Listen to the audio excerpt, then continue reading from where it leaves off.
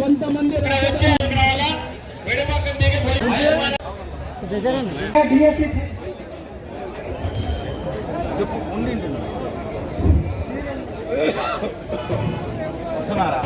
తర్వాత 5 సంవత్సరాలలో జగన్మోహన్ రెడ్డి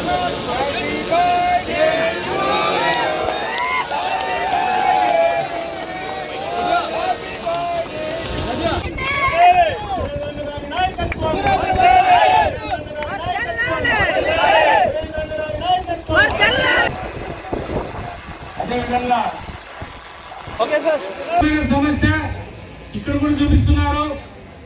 భైరవనదీప ప్రాజెక్ట్ కి ప్రమాణం చేసి ముందుకు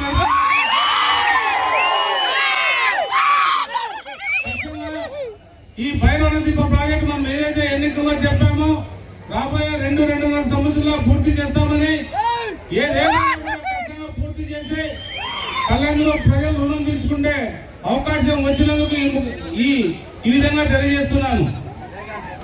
ఎక్కడికి పోయినా నీళ్లు ఉన్నాయి, ఏ ప్రాంతానికి పోయినా నీళ్లు ఉన్నాయి. ఒకే ఒక్క మన ప్రాంతానికి నీళ్లు లేవు, మన పక్కన ప్రాంతానికి రైతులకు కూడా నీళ్లు తక్కువగానే ఉన్నాయి. ఈ 2 ప్రాంతాలకే నీళ్లు లేని ప్రాంతంగా మిగిలిపోయాయి. మన ప్రాంతం ఎడారిగా మారుతుంది. ఎక్కడ పోయినా ఇసుక దిబ్బలు కూడా కనబడుతున్నాయి. అన్ని విధాలకు కూడా మనం బాగున్నాం. ఒకే ఒక్క చోట వెనుకబడ్డామంటే అదే అభివృద్ధిలో. ఈ అభివృద్ధిని ఖచ్చితంగా చేయాలి. ఎక్కడికి పోయినా కూడా అభివృద్ధిలో లోపు కనిపిస్తుంది. అవన్నీ కూడా రాబోయే 5 ఏళ్లలో కూడా అంశాల వారీగా కూడా అన్ని కూడా ఒకటి పూర్తి చేసుకుంటూ వస్తామని ఈ సభకు మీకు తెలియజేస్తున్నా. ఈ రాష్ట్రాన్ని దివాలా కోరుగా మార్చిన ఈ జగన్ రెడ్డి పూర్తిగా మన రాష్ట్రాన్ని ఏదో గది పట్టించిపోయాడు. ఏమీ జరగలేదు. ఉన్న పేపర్లు ఏదో ప్రకటించుకుని వాళ్ళు ఈ జైలుకు పోతామనే భయం వాళ్ళ చుట్టుపోయింది. ఎక్కడికి పోయినా అవినీతి, ఏది చేసినా అవినీతి. ప్రజల్ని దోపిడీ చేశారు. మీరు కూడా మన ప్రాంతంలో చూస్తున్నారు. ఎంత అవినీతి జరిగిందో మీకు బాగా తెలుసు. ఎక్కడున్న భూములు లాక్కున్నారు, ఉద్యోగాల్లో కమిషన్ పెట్టుకున్నారు, వాటాలు పెట్టుకున్నారు.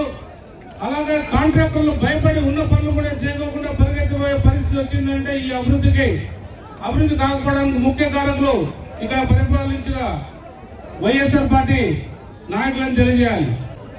ఖచ్చితంగా ప్రజలు వాళ్ళకు తగిన గుణపాఠం చెప్పారు.